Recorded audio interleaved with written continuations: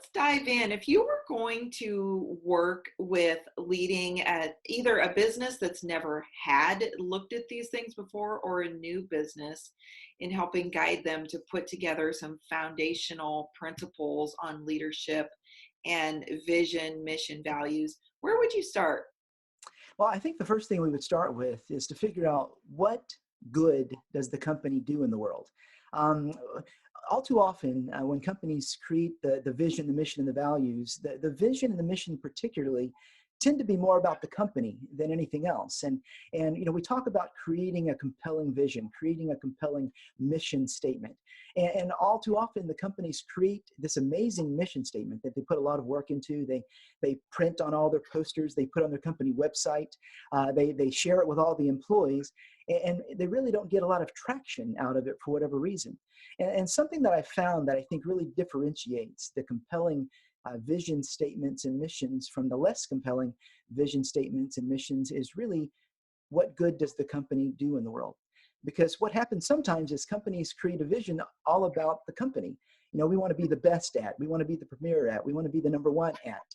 And that's more about the success of the company and really the success of the CEO. And so in essence, the vision becomes more self-serving than serving. But the companies that have truly compelling visions are those who make people better and make the world better. And so I actually gathered a few. Would it be okay if I shared a few examples of some Oh, of those kind of visions? absolutely. Yeah, I'd love that. All right, so visions, Disney's vision is to make people happy. IKEA is to create a better everyday life for the many people in the world. Microsoft, empower every person and every organization on the planet to achieve more. Ford, people working together as a lean global enterprise to make people's lives better through automotive and mobility leadership. And Tesla, to accelerate the world's transition to sustainable energy. What's cool about those visions is those visions aren't about the company. They're about making people better, making the world better. And those are the kind of visions that employees and communities and customers and shareholders, those are the kind of the visions that they buy into.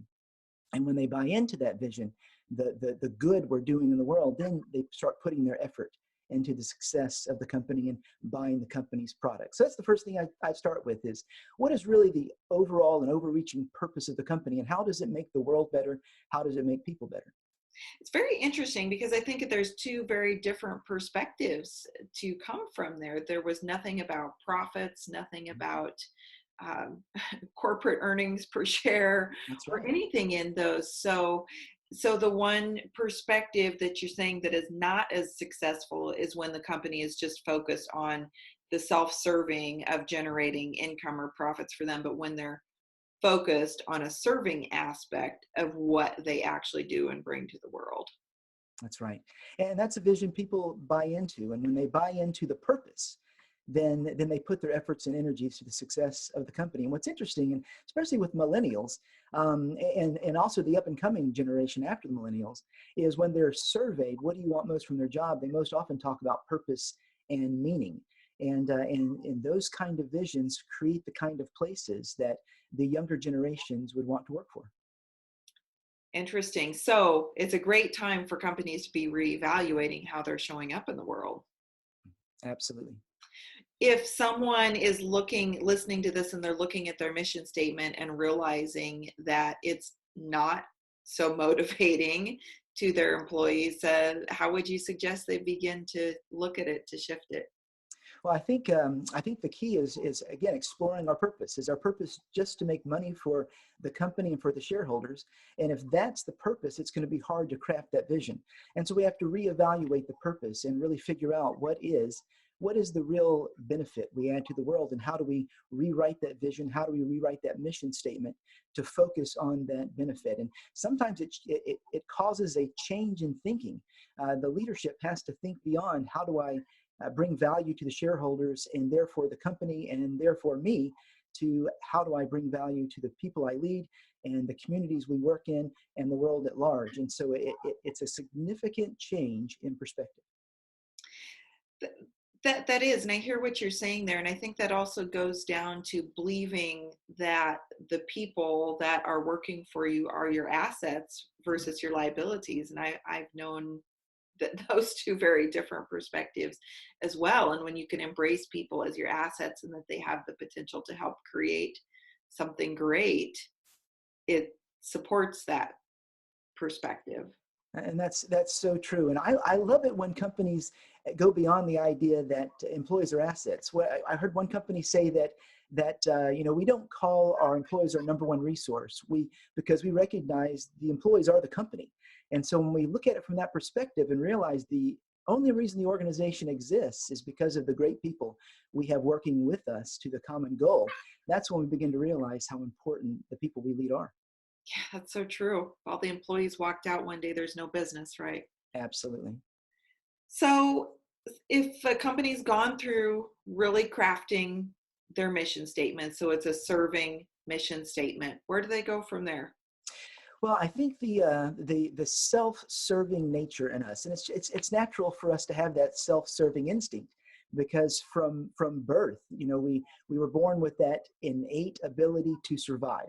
And then what's worse is our parents make it worse for us. I mean, every time we cry, they come running. Every time we need diaper change, they come running. Every time we want to eat, they come running. And so we get to this place in our life where we just believe that the entire world and everything we know about the world exists to make our life better. And then as we mature, we spend the rest of our lives working against that internal program as well as the external programming that happens. And so I think, to answer your question, it's really pushing against that. How will this make me look? How do I create a vision that makes me look good because the company looks good too? How do I create a vision that makes those around us look good and make the world even better? Wow, again, embracing that shift in perspective of serving others versus self-serving. Absolutely. It's all about recognizing that the leaders are, in fact, the best leaders are servants. That the best leaders want what's best for those they lead. And, Stephen M. R. Covey said something that was powerful about trust. And when we hear leaders are struggling, all too often it's founded in trust. And what Stephen M. R. Covey said is, he said, people that you lead need to know two things about you to know that they can trust you. Number one, they need to know that you are not a threat. And number two, they need to know that your only intention and your only desire is to help them succeed. And so when our vision statement is all about my success as the CEO, the success of the company that I'm leading, it is self-serving. It comes across as your whole intent is to make you look good. But when your vision statement is about making the people successful, making the people look good, making the world a better place, then you begin to shift that perspective from appearing like the self-serving leader to be more of a serving leader. Wow, again, following that whole shift in perspective through. I want to come back to that when we're done with talking about values. I want to come back to this difference between a servant leadership, or what I would call a heart-centered leadership culture, versus not, because there's a whole lot to talk about there.